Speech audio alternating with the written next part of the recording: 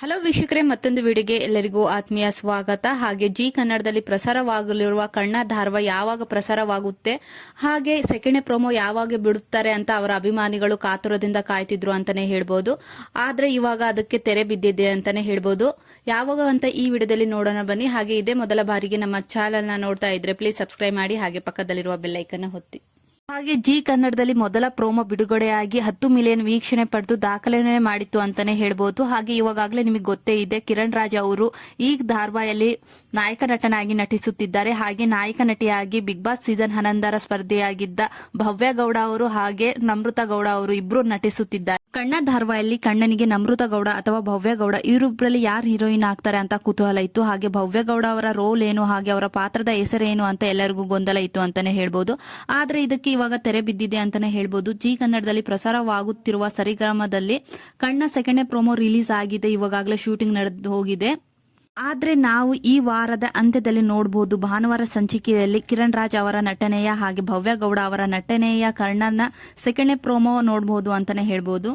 Second ಪ್ರೋಮೋದಲ್ಲಿ ಭವ್ಯ ಗೌಡ ಅವರನ್ನ introduce ಮಾಡಿದ್ದಾರೆ ಅಂತಾನೆ ಹೇಳ್ಬೋದು. ಅದರಲ್ಲಿ ಡಾಕ್ಟರ್ ಆಗಿ ಇಂಟ್ರೊಡ್ಯೂಸ್ ಮಾಡಿದ್ದಾರೆ.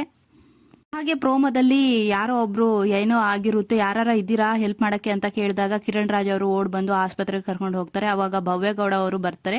ಹಾಗೆಯೇ ಭವ್ಯ ಗೌಡ ಕಿರಣ್ ರಾಜ್ ಅವರ ಮುಖ ನೋಡಿ, ಅಂದ್ರೆ ಕಣ್ಣನ ಮುಖ ನೋಡಿ ಅವರು ಅಲ್ಲೇ ಫ್ಲಾಟ್ ಆಗ್ತಾರೆ ಅಂತಾನೆ ಹೇಳ್ಬೋದು.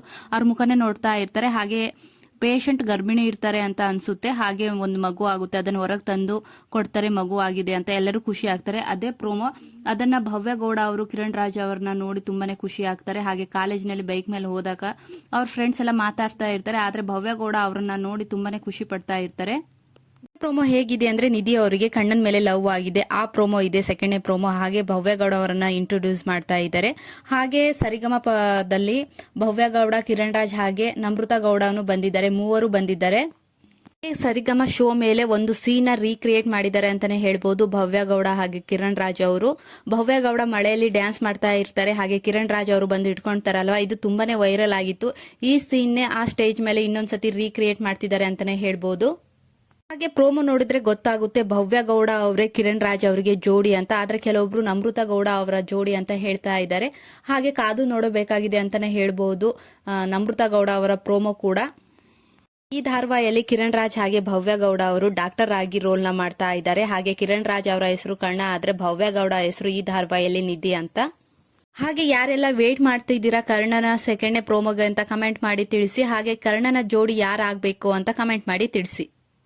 ಹಾಗೆ ಕಲರ್ಸ್ ಕನ್ನಡದಲ್ಲಿ ಪ್ರಸಾರವಾಗುತ್ತಿದ್ದ ಗರ್ಲ್ಸ್ ವರ್ಸಸ್ ಬಾಯ್ಸ್ ಶೋ ನಲ್ಲಿ ಬಾಯ್ಸ್ ವಿನ್ ಆಗಿದ್ದಾರೆ. ಹಾಗೆ ಯಾರೆಲ್ಲ ಗರ್ಲ್ಸ್ ವರ್ಸಸ್ ಬಾಯ್ಸ್ ಶೋನ ನೋಡ್ತಾ ಇದ್ರಿ ಅಂತ ಕಮೆಂಟ್ ಮಾಡಿ ತಿಳಿಸಿ.